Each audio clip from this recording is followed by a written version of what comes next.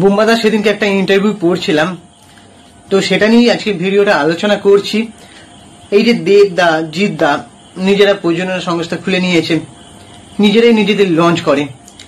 চিরঞ্জিত চক্রবর্তীও কিন্তু সেইটা নিয়ে একদিন বিস্ফোরক মন্তব্য করেছিলেন, বলেছিলেন যে এরা নিজেরাই নিজেদের লঞ্চ করে। আমাদের সময় কিন্তু আমরা নিজেরা নিজেদের লঞ্চ করতাম না, আমাদেরকে প্রডিউসার ডিরেক্টররা নেওয়ার জন্য পাগল থাকতো। আমাদের তখনকার দিনে একটা ক্রেজ ছিল, ঠিক আছে। তো বুম্বাদাকে যখন জিজ্ঞেস করা হয়, বুম্বাদা দেবদা জিদ্দাকে প্রযোজনা সংস্থা নিয়ে কিছু বলেনি। দেবদার মানে যেভাবে একটা করে মানে স্ট্র্যাটেজি নিচ্ছে প্রমোশনের দিক থেকে, সেগুলোকে বুম্বাদা পুরো দোস্তর মানে সমর্থন করে, ঠিক আছে। তো সেখানে বুম্বাদাকে যখন জিজ্ঞেস করা হয় নিজের প্রযোজনা সংস্থা, বুম্বাদার তো একটা প্রযোজনা সংস্থা আছে, any ideas creation private limited. সে অনেকগুলো সিরিয়াল প্রডিউস করেছে, বেশ কিছু উল্লেখযোগ্য সিনেমাও প্রডিউস করেছে তার প্রযোজনা সংস্থার মাধ্যমে।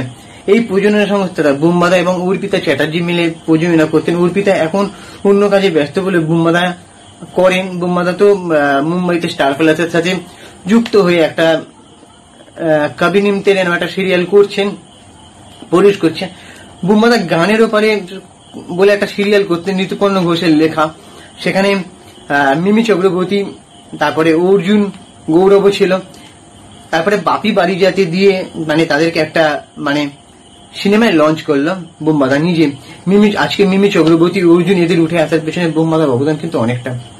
বুম্বাদা অর্জুনকে বলেছিল যে এই ছেলেটাকে আমার বাপি বারিজা সিনেমাটাই চাই, একটু অন্য ধরনের সিনেমা ছিল। তারপরে সে বেশ কিছু সিনেমা উপহার দিয়েছে,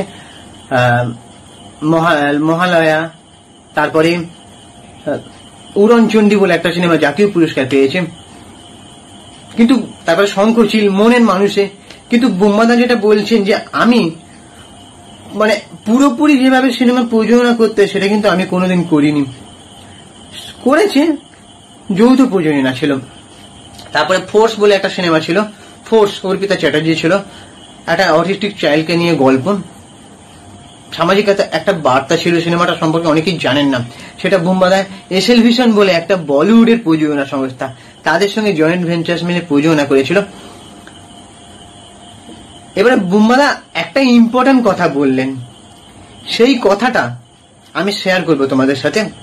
কথাটা কিন্তু আমি ভাবলাম যে বুম্বাদা কিন্তু ঠিকই বলেছেন।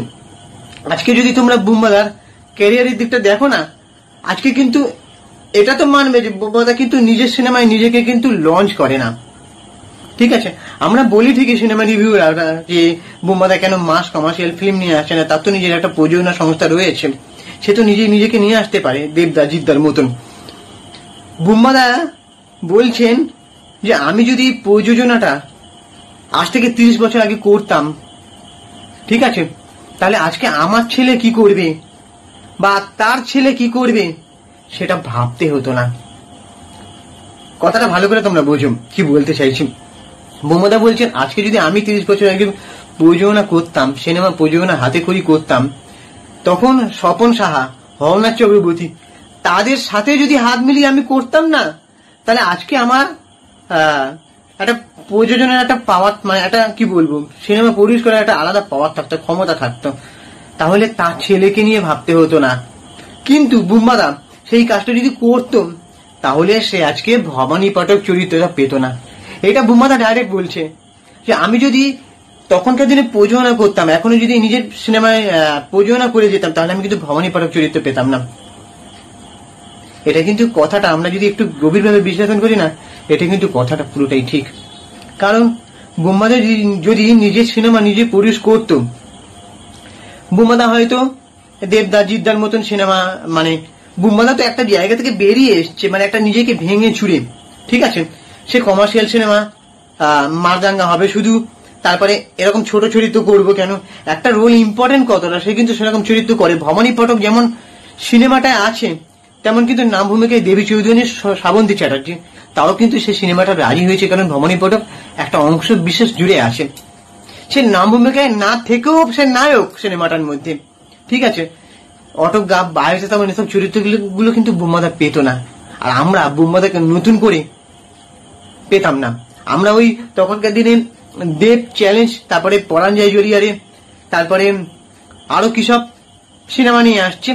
তখনকার দিনে একটা আলাদা টোন আসছিল সিনেমার গান, মিউজিক, অ্যাকশন। ঠিক আছে, বুম্বাদার তখন সিনেমাগুলো একটু ফ্লপ খাচ্ছিল, যেমন মামা ভাগ্নে, বদলা, এই সিনেমাগুলো কিন্তু দেবের সিনেমার সাথে রিলিজ করা হয়েছিল। তখন বুম্বাদার সিনেমা কিন্তু চলছিল না। তখন বুম্বাদা নিজেকে একটা অন্যভাবে আবিষ্কার করলো। বুম্বাদা বুঝতে পারছিল যে 10 বছর পরে তার সিনেমার ভাষাটা চেঞ্জ হবে। তাকে যদি নতুন কিছু না করা হয় তার হয়তো জায়গাটা থাকবে না। ঠিক আছে, সে সেই জায়গাটা তৈরি করার জন্য অভিনয়ের ধারাটা চেঞ্জ করেছে, অন্য বিভিন্ন বেছে বেছে চরিত্র করেছে। ঠিক আছে, এবারে বুম্বাদাকে যখন জিজ্ঞেস করা হয়েছে মেইন স্ট্রিম কমার্শিয়াল সিনেমার কথা, বুম্বাদা তখন বলছে দেবের কথাটা নিয়ে বুম্বাদা মানে বলল যে দেব যেভাবে খাদান দিয়ে শুরু করেছে, দেব নিজের দর্শকের কাছ থেকে নিজেই সরেছিল, ওকে কেউ সরায়নি, এটা বুম্বাদা বলছে। দেব অন্য ধারার ছবিতে এক্সপেরিমেন্ট করছিল, তারপরে খাদান দিয়ে সে বুঝিয়ে দিল যে তার দর্শকগুলো এখনো আছে, আলাদা করে একটা দর্শক তৈরি হচ্ছে।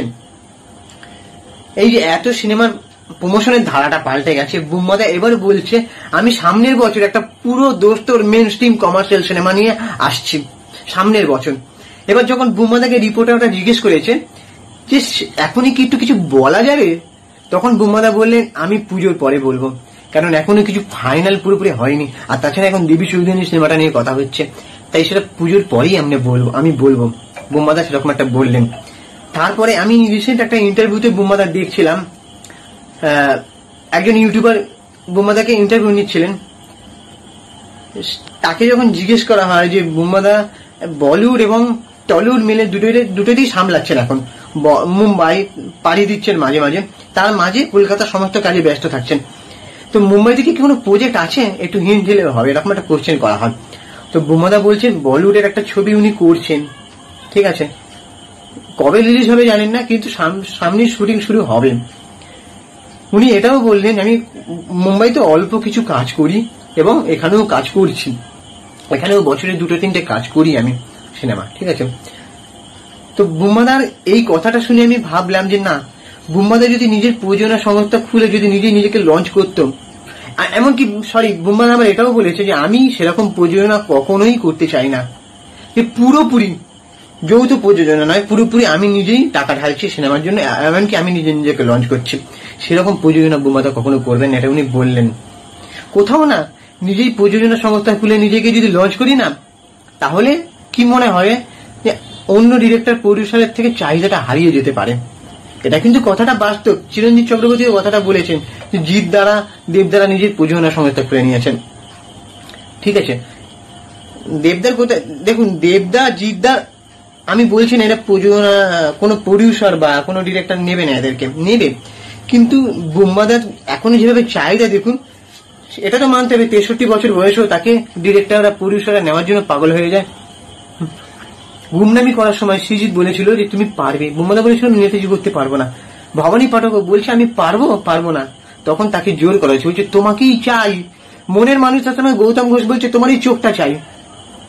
বুম্বাদা বলছে আমি কমার্শিয়াল হিরো, আমি মনের মানুষ লালন সাধক করতে পারবো না, বলছে তোমার এই চোখটাই চাই, ব্যাস। তার একটা ডিমান্ড আছে, তাকে লোক নেওয়ার জন্য পাগল থাকে। সে যদি নিজের প্রযোজনা সংস্থা খুলে নিজেকেই লঞ্চ করতো, তাহলে হয়তো এই জিনিসটা থাকতো না, এটাই কোথাও এটা সে বলতে চাইছে। যাই হোক, দেবী চৌধুরীর জন্য বুম্বাদাকে অসংখ্য শুভেচ্ছা জানাই, আর তাকে নিয়েই প্রমোশন হচ্ছে, বলতে গেলে তার জন্যই সিনেমার হাইপ যতটা হয়েছে তার জন্যে। ঠিক আছে, শ্রাবন্তী চ্যাটার্জি, বিবিধি চ্যাটার্জি, অর্জুন, রঙ্গলাল বলে একজন আছেন, সবাই যথেষ্ট পারফর্ম করেছে, সব্যসাচী।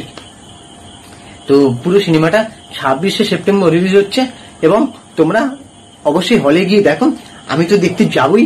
আর বাকি তোমরা কে এক্সাইটেড আছো কমেন্ট বক্সে জানাও, এবং চ্যানেলটাকে সাবস্ক্রাইব করে দাও। আর আমি ইনস্টাগ্রামে আছি চিঙ্কি বাবু 2531, তোমরা ওখানে গিয়ে ফলো করে দাও। টাটা, দেখা হচ্ছে পরে ভিডিওতে। পুজো সবার ভালো কাটুক, আর ঈশ্বরের কাছে প্রার্থনা করো যে এই বৃষ্টি ওয়াটার লগিং এই সিচুয়েশনটা যেন কেটে যায়।